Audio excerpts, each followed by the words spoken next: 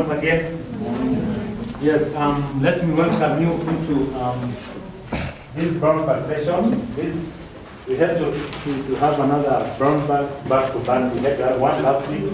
We're also having another one this week. Reason being, there will be a strategic planning meeting for the mission on Tuesday and Wednesday the next week, and it was necessary for us to have a brief session before that particular strategic and we saw it's also good for the regional offices. They are already developed. So it's your presentation first. And we saw necessary for them to basically lead this particular session.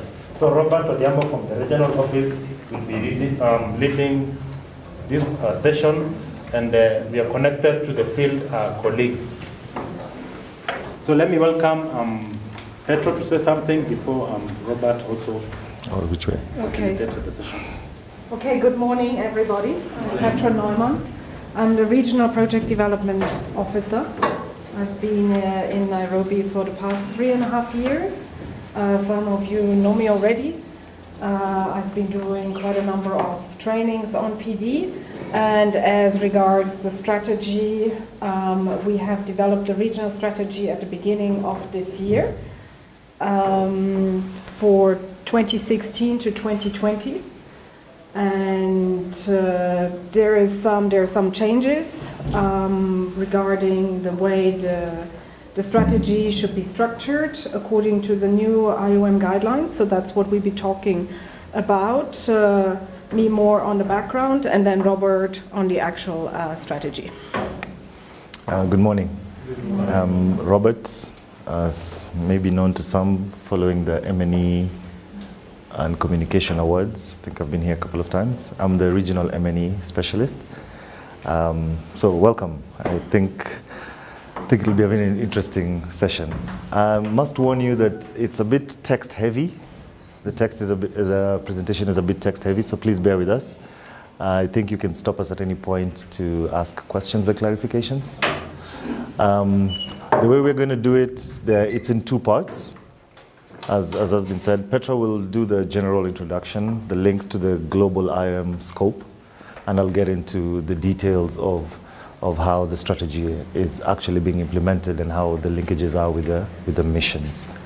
So I'll start with Petra. Okay, thank you. Do I need to put this on? Yes, you do. Okay. Gizmos here. Okay. Would you like this? Yeah, that's okay. Okay.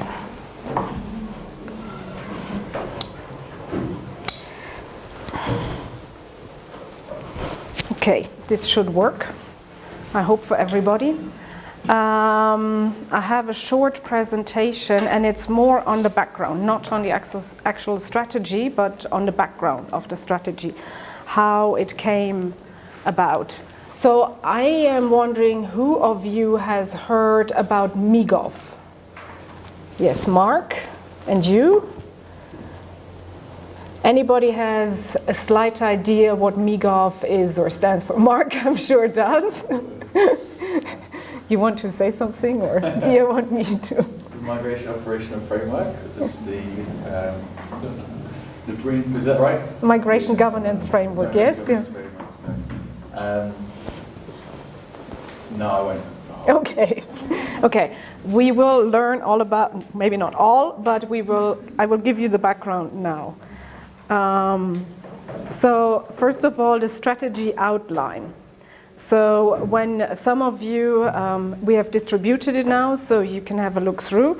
It has an introduction, the migration context and issues in Eastern Horn of Africa, IOM in the Eastern Horn of Africa, the IOM strategy, and that is based on the overarching IOM principles, the MIGOV, the Migration Governance Framework, the mixed migration approach, and other tools such as DTM, Displacement Tracking Matrix, ACBC, that's, I'm sure you know, that's the African Capacity Building Center, the MRCs, etc., and the strategic objectives and thematic priorities. And it outlines the key areas of the IOM intervention 2016 to 2020 for the whole of the region. So basically, I hear you're planning on doing a strategy, so you would need to kind of align your strategy to this, but also to MIGOV, which are now the overarching IOM principles. So if we look, yes. Sorry? I prefer to stand. Yes, if that's okay. Yes. So the MIGOV has 3 global IOM principles. And these 3 principles, the first one is adherence to international standards, like human rights, equality, non-discrimination, access to protection. The second one is evidence and whole of government approach. That includes research, data, policy dialogue, and capacity building. And the third one is partnership, like the African Union, the RECs, RCPs, the other international organizations, the private sector, etc. And basically all of IOM's activities should come under these principles. But then the principles have 3 strategic objectives. Now that's the way it's outlined. Don't ask me what exactly the link is between the objectives and the principles, because the MIGOV doesn't explain it, and I don't know. So, but that's what we are presented with, and that's what's been to the council. So this is IOM's global strategy in a way, or the framework of a strategy that we have to work with and that we all need to adhere to, whether at country level or at regional level. So if we look at the strategic objectives, then the first one is to advance the socio-economic well-being of migrants and society. Second one is to effectively address the mobility dimensions of crisis. And the third one is to ensure that migration takes place in a safe, orderly, and dignified manner. Now, if we have a closer look at each of the objectives, the first one, migration and development would fall under it, labor and interregional mobility, and migration and health. Assumed like community livelihood opportunities, youth employment, gender, research and data, and support to regional processes. And there has been some debate, what goes where. I'm not sure if all of that is set in stone. Probably not, because we had the same issue when we tried to look at our programs, because that's where the tricky part is. Where actually do all your projects and programs fit under these objectives and principles? In theory, it's easy, but then in practice, it's. But Robert will probably talk more about that as M&E specialist. So, then the second objective, that's where you would have all the emergencies, post-crisis, forced migration and displacement, migration, environment, and climate change. And then what can be subsumed is MCOV, migration health emergency. So already there it's not so, because the other one was migration health, but here is more related to emergency. So, some issues are cross-cutting, so it's not always that easy.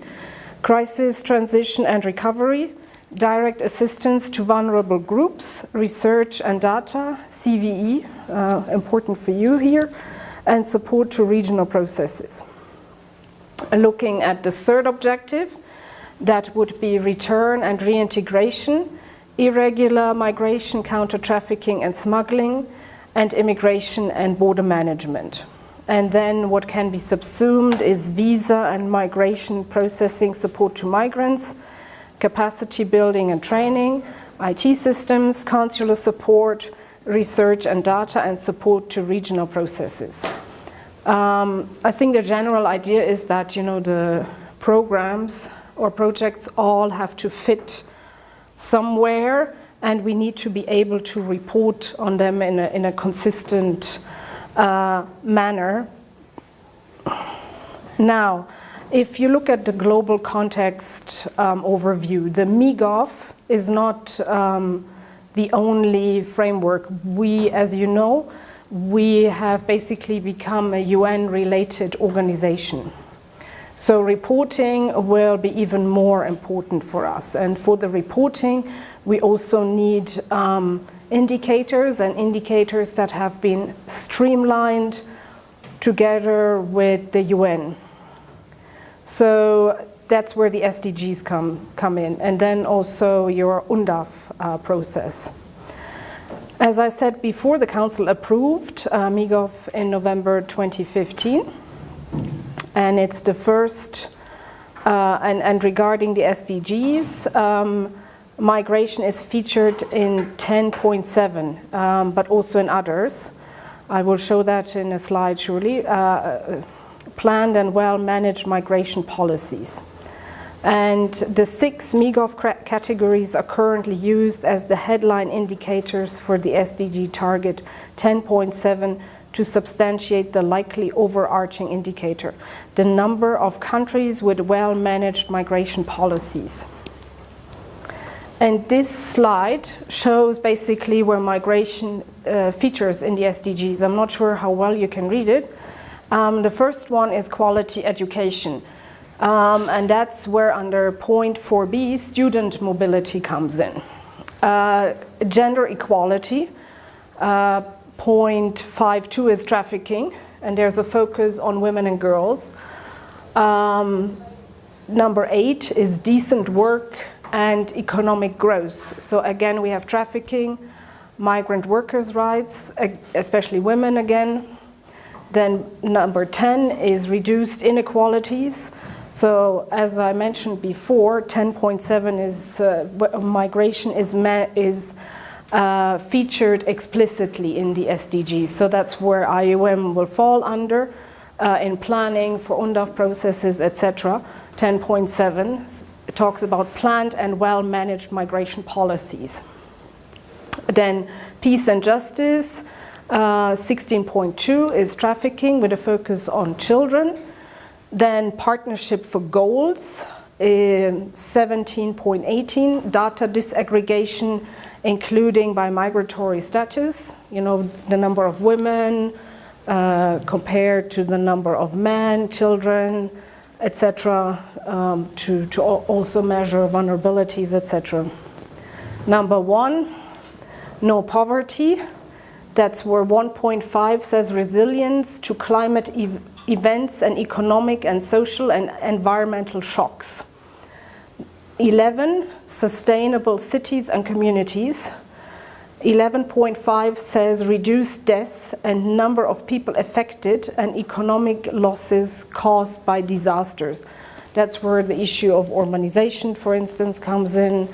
Then number 13, climate action, the resilience to climate hazards and natural disasters. And as we know, migration can be, or slow or onset disasters or other type of climatic disasters can lead to forced migration. Featured in the SDGs, and it is explicitly mentioned in 10.7. Now, how can we use the SDGs or the MIGOV? And it will be used as a basis for country and regional strategies.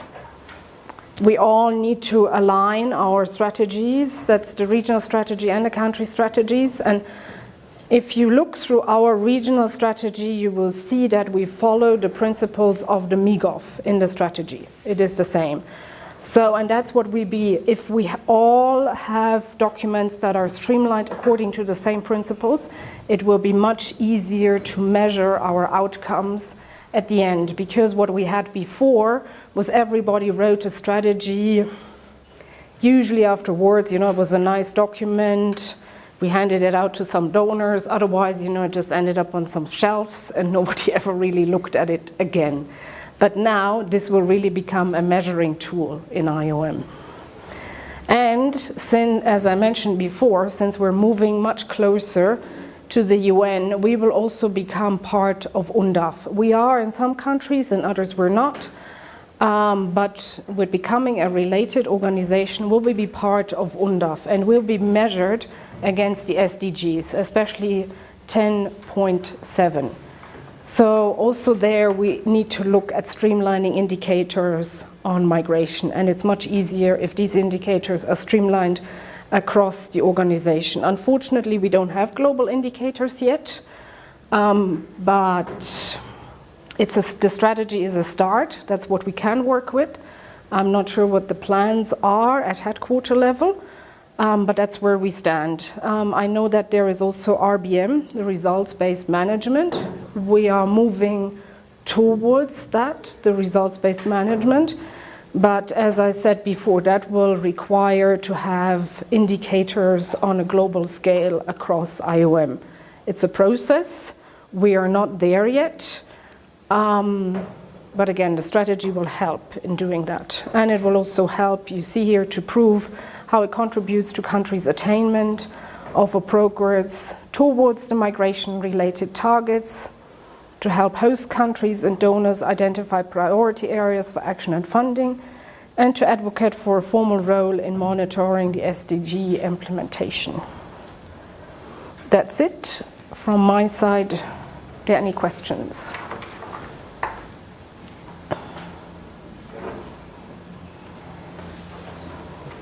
Okay, if there are no questions right now, then I'll hand over to Robert, and if there are any questions later on.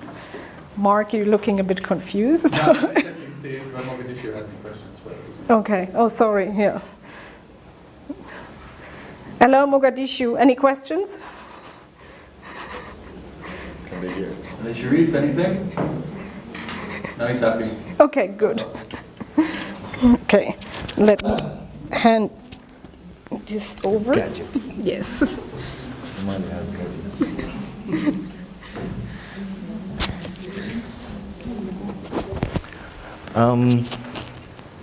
Thanks, Petra.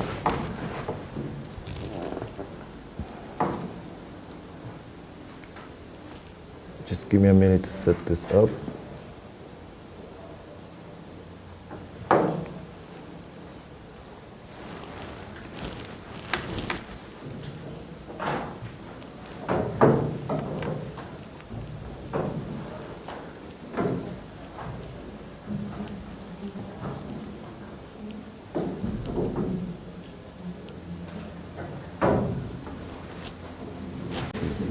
Because I haven't.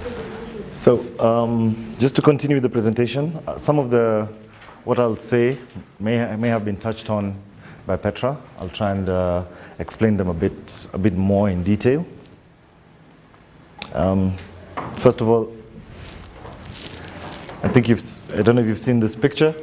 It's really liked at the regional office, and it's come from your office. Okay.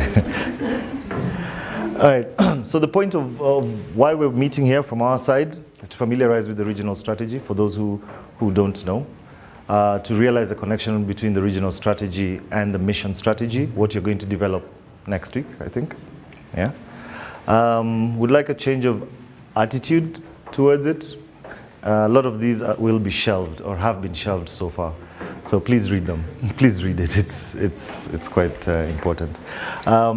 So it aims to realize the IOM global focus and synchronizing with all mission efforts, regional strategy, and how the support all links together. All we've been doing it in silos for the longest time. So it's good to have one channel. In terms of context, I think all of us are aware of this. Yeah, the Eastern Horn of Africa as a major global hotspot of mixed migration, right? Vulnerabilities are high, but the regional strategy right now aims to get closer links with the AU, the African RECs, right? Partnership is quite big, and also to build on the various tools and systems that we already have to bring it all together. Right? So from a context-wise, especially this is Somalia Mission, you're very well aware of some of the issues that have been highlighted. Refugees, multi-directional movements, displacement of stranded persons. So I wouldn't go too much into that.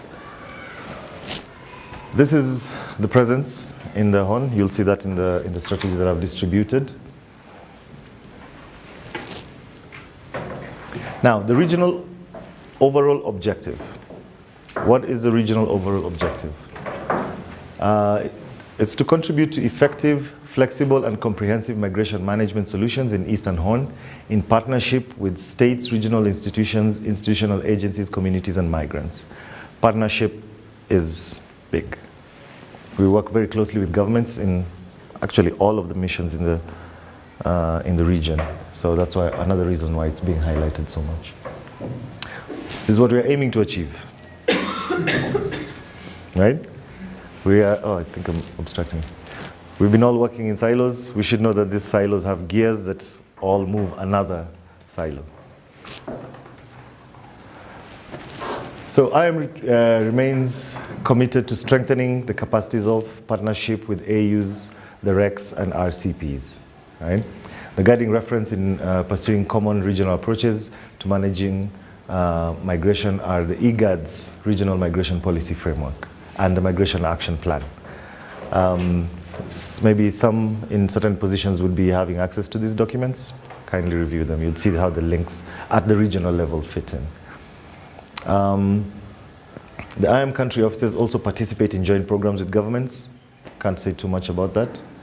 And one of the focuses as well is IOM to assist and support the IGAD RCP on migration, aimed at promoting a common position of IGAD member states and the AU as per the AU Migration Policy Framework. So far, IOM has positioned itself as a lead convener of regional dialogue and cooperation on migration management. We aim to improve on partnerships with regional institutions between 2016 and 2019 through greater programming and joint monitoring of migration dynamics. With the same period, the region or IOM seeks to expand its partner base to include more private sector, the diaspora, civil society, multilateral solutions between regions. We're actually working on a Great Lakes, Petra, the Great Lakes strategy, which is, we realize it also plays a key role in our region. Some of the tools to support comprehensive migration responses that Petra has mentioned. National coordination mechanisms with government, same thing, partnerships, still strong. And IOM, or the regional office, still encourages for it to go on. MCOF, are we all aware of what MCOF is? Yeah? Yeah, at least that was a better response than MIGOF. Yeah. MCOF aims to support, and it's a tool that IOM is using widely. The ACBC, that's in Tanzania, fully operational and still being supported more and more. The MRCs, Somalia has an MRC, right? You have two, right? Yeah.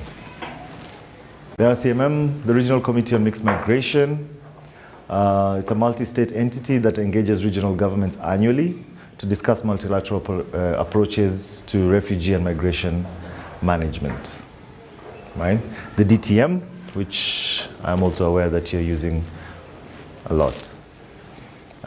So I'm between this period of time, 2016 to 2019, IOM intends to strengthen government's capacity to respond to complex migration inter alia by using these tools and facilitating improved data on migration, stronger technical and policy-making expertise, closer partnerships, better protection of migrants and their human rights. Again, focus on women, children, and youth in vulnerable situations. So, the IOM principles. Now, there's a difference between the IOM objectives, the global IOM objectives, and the global IOM principles. These are extracted from MIGOF, right? Alice had a brown bag session here. I don't know how many of you attended it. Show of hands. So many people know about MIGOF. Just wanted to. So the principles are the underlying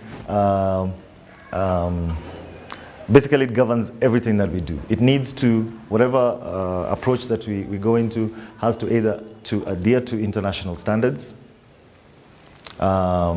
evidence and whole-based government approach, basically talk of research, data, policy, dialogue, capacity building, partnerships, again. So in whatever programs we go into, we will get feedback from HQ to insist on aligning to these. These, as I said, are the principles. The objectives are what we are working towards. Okay? Again, very closely links to the SDGs.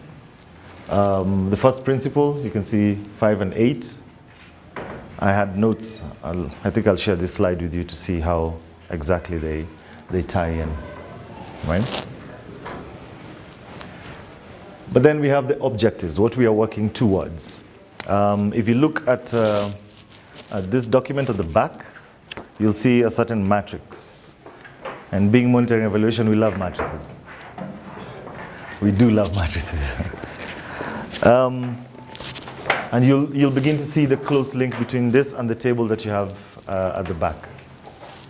So the objective 1, which is MIGOF's objective 1, so the regional strategy aligns to MIGOF, which would cascade down and mean that your mission strategy would need to align to MIGOF as well as the regional strategy, right? So objective 1 is advance the socio-economic well-being of migrants. Now, there are three areas of focus, as Petra may have mentioned, and you will see areas of intervention, and some of them are our thematic areas. So in actual sense, they are thematic areas, but since some of them are not our Iom thematic areas, we're calling them areas of intervention, right? So migration and development falls in there, promoting the inclusion of migrants and diaspora in national strategies. Labor and interregional mobility has been mentioned, and migration and health, okay? So yes, a lot of our work may fall into, for example, migration and health, may come well into that, but if it's linked to emergencies, then it has another objective that links to it closer, right? That was the main aim. It's a bit fluid, but yet again, it's very flexible. The regional strategy is very flexible, and I think it encompasses just about everything that we do. There was a discussion about self-payers at some point, and that's still it's still on the table, right? So objective 1 and the 3 thematic areas, as well as what it actually means.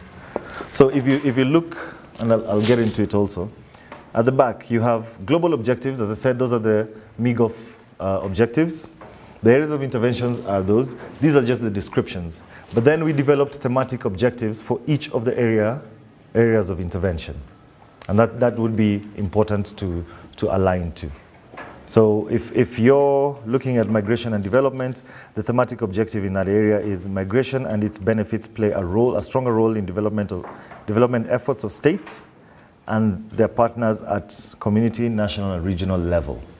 That is the objective that's there. It's better described in this document because we have even the outcomes that were developed. So this would make it, I think, easier for you once you identify your key priority areas and see how they would link to that.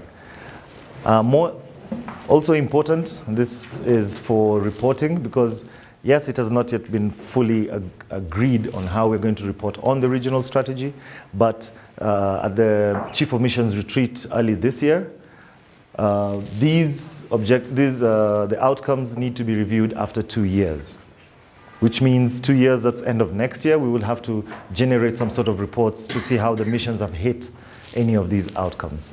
So it's quite timely that you're doing your strategy now. Would be very interested to see how they tie in with the regional strategy.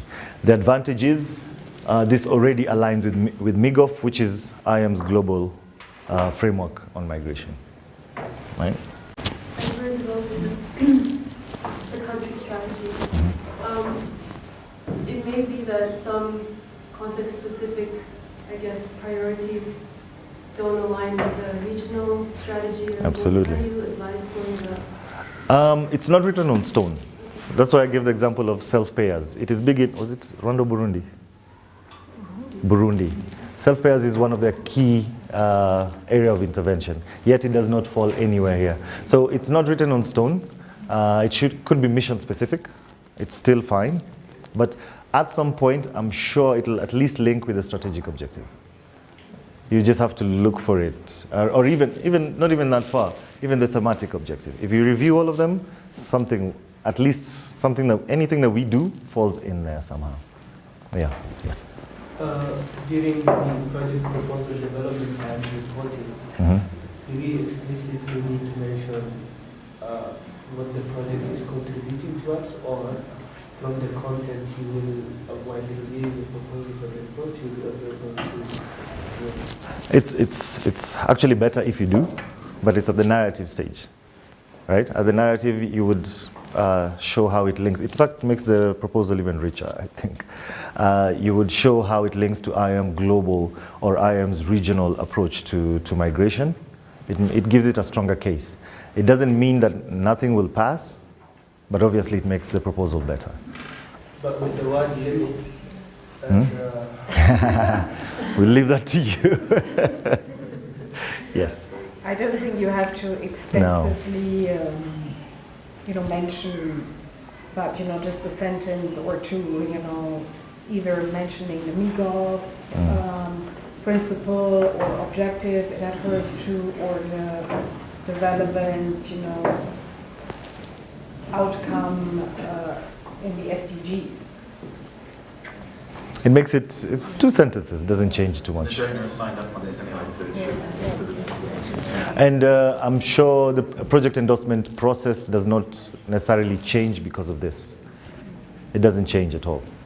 Yes? My question is how this strategy, as any other strategy, translates into reality.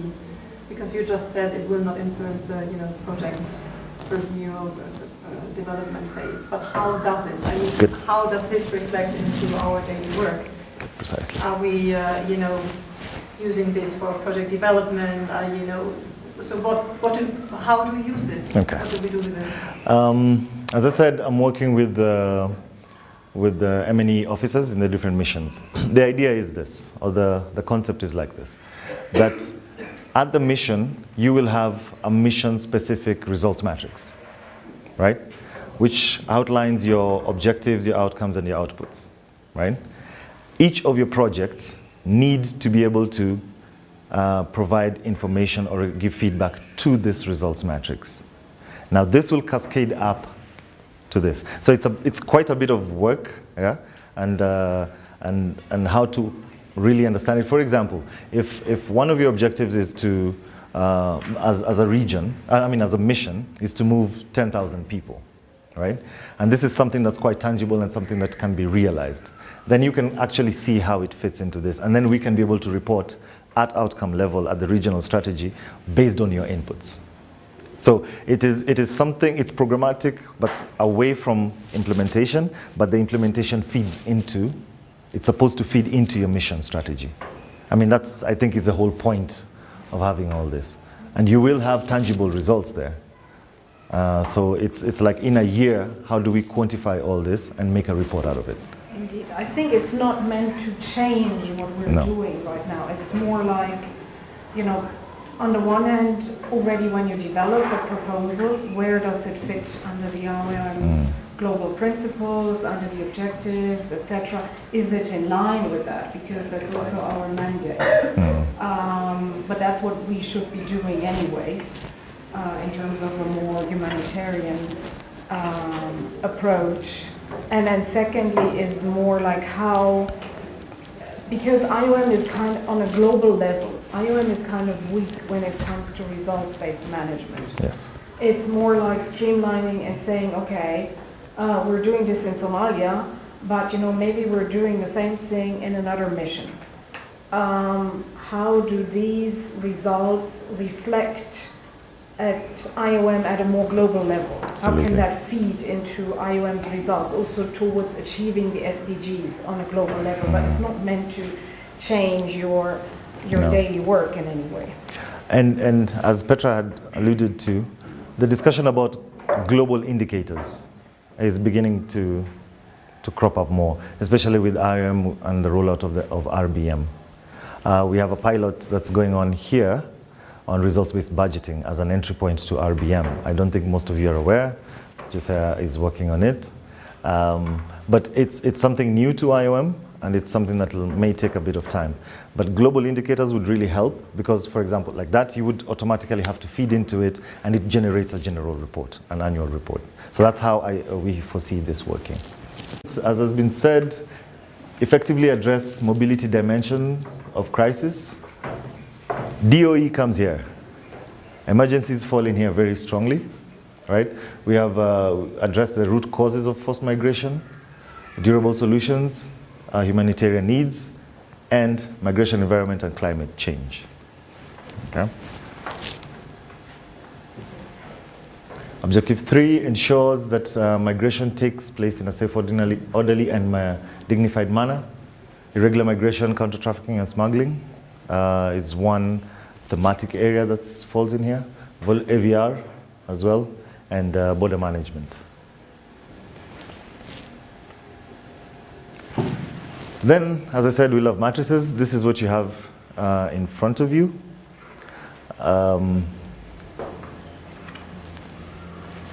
First column, as I said, was the MIG of objectives and how we align to them. The second column are the thematic areas. The third column is that the objective, the primary objective of that thematic area, as advised by the various thematic specialists, right? And the outcomes. I would presume that as you develop your objectives, they would link at outcome level. I would presume that they would link at outcome level. However, it's not written in stone. It may as well link at thematic objective level. And it's a repetition of the previous one. That's objective 2 and how it cascades down. I am working with monitoring and evaluation officers in the different missions to develop outputs. But that's not possible yet because some of the missions are still revising their strategies. Like, for example, I'm really eager on the Somalia one to see how some of your outcomes can be the regional outputs, how we can reward them. This helps in generation of the report at the end. Okay? So in brief, that is how I get to confuse your mind with tables. That's it. Any questions on your side? As far as the global indicators are concerned, I think we are already reporting on them. They're not there. Happen here from January to July. I think we'll be working on that in the next 2 weeks. Mm-hmm. And we are already reporting on the global indicators every 6 months. And I don't know whether there's going to be a similar arrangement based on the indicators that we shall generate from this particular strategy, and whether also the same reporting can apply. With your results matrix, the mission's results matrix, and this is very mission specific actually. Depending on the duration of your strategy and how you will generate reports. For example, if you have a 1-year strategy, will you be reporting every 6 months? That's a big document. I don't think it's quite hectic to do. If you're going to do it on an annual basis, right? Then that would help, of course, align with this. However, I think that the reporting that you're talking about is the annual report or feedback into the annual report that's coming from HQ. Yeah, that helps the DGs report on a yearly basis. So we're actually talking with the colleagues of RBM in HQ to see how does this align with that, because this would mean that we have that reporting going on, then we'll ask for a report on this, which is also quite intense, and not to mention your project reports. So that discussion is still going on, however. But in terms of how it feeds into our daily work, as we develop project proposals, we need to have this at the back of our mind, as well as MIGOF at the back of our minds. And when we report our results at the end of the project, then programmatically the mission should be able to collate all this to be able to report on their missions, on their mission strategy. Be interesting in the next stage for the indicators. That's when they'll get a bit more touch. Very. I know there are missions, for example, there are certain missions that do WASH in the region. Yet they all have different indicators targeting the same thing. They're doing exactly the same thing. So, but the Iom structure is that the mission has ultimate responsibility of its implementation. So that's a discussion at higher level. It's always difficult. Where do you start? You start Absolutely. proposing a global framework, and then everyone adheres to it, which is kind of opposite to IOM's way IOM works. So IOM just will keep hustling at the bottom, finding until it gets to measure on. Absolutely. And then that's maybe solidified through the process, which is probably more in touch with IOM. But there are huge steps forward, actually. Before we used to have was it 12 points? 12-point strategy. The 12-point strategy. And that was, yeah, this is good direction that we are taking. It's a big step. It's quite a big step. Now, with a lot of discussion boiling about RBM combined with this, I think it will come out something good. Sorry, I think there's a question at the back. Agency on environment and climate is something you know what. That's a very good question. How big in terms of programming? Or? Yeah. No.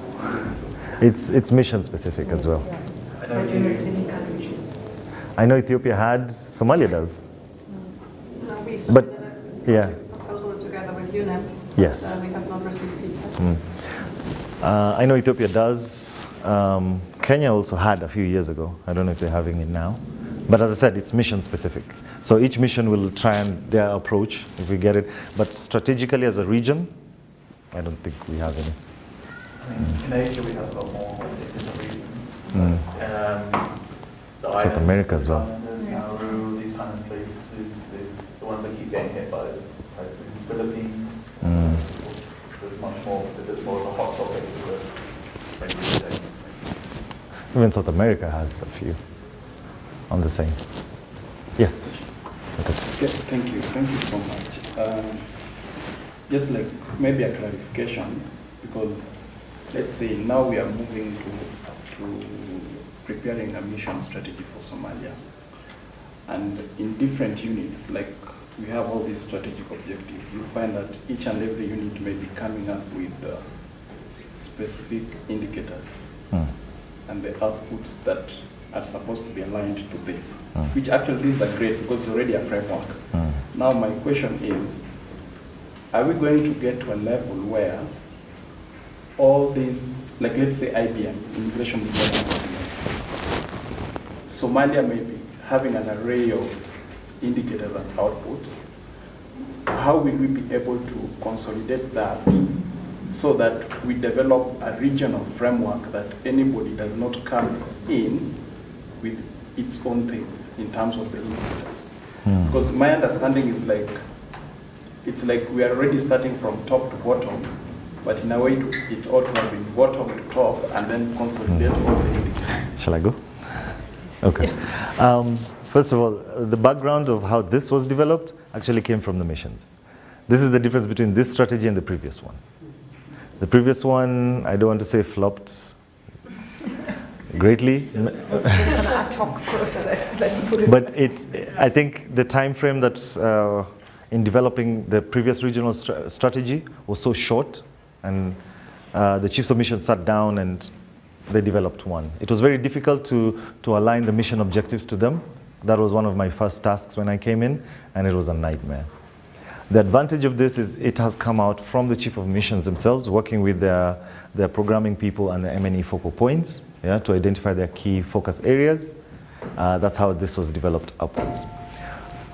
At a mission level, the reason why we're doing all this is to basically highlight what the regional IOM in the region is focusing on, right? It's simply to put across the table that these are the areas of focus, yeah, that the regional office or the region, Iom missions in the region are focusing on, which means that when the Somalia office, the Somalia mission develops its strategy, it will need to align to this. That's basically it, right? Well, the indicators that you will develop are mission specific. They would help as we will pick them up and continue having the discussion of global indicators, right? But that's still a long way discussion ahead. It is not something that's going to happen now. I think UNHCR have one to kind of Yes. get the menu options. And some people like it, some people don't. I looked at the UNHCR ones. It makes sense, actually, to have them, meaning that you just simply hit on this, it's easy. It takes away, if you could say, the flexibility that we have to even have private discussions with governments and donors to develop something a bit here and there. So I think that's one of the reasons why we're not developing fixed indicators, because of that flexibility. Because we enjoy it a lot in relation to our work. Yeah. Making the life of M&E more difficult. Yes. Yes, the downside of it is, and maybe I'll share it with you, whoever is interested, how it is to align the mission objectives to this. It is not easy. It is not easy, because you have to basically get into somebody's brain to see what they were thinking and how it links to this, and that's quite tough. But this is what we have, and from an M&E standpoint, this makes a lot of sense. This completely makes a lot of sense. If everybody was to align with the various outcomes, because these outcomes at regional level, they are outcomes, but at mission level, some of them are objectives. They could make very good objectives. Yeah. So you could already have those and work with them. The PD officers like them because they get Yes. languaging and all this kind of stuff, easier approval, but program managers push against it because they've got ideas of what they want to report on, and then donors will also have their point of view. So it's really Fully agree, man. Any more questions? No? I don't know if that's a sign that it was good or it was bad, I'm not sure. Thank Either you. everybody is entirely confused, Or everybody's happy. more or less clear. Maybe Mogadishu. Do Mogadishu have a question? Calling Somalia. Calling Somalia? No, we don't have questions. Thank you very much. Thank you. All right. Thank you very much.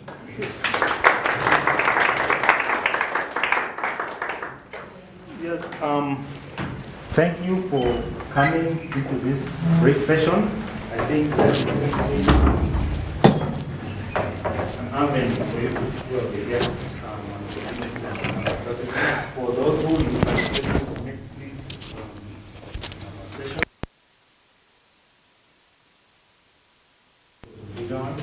and I think make sure you have a copy. Just drop your line and I'll give it to you. Thank you again for coming, and see you next time.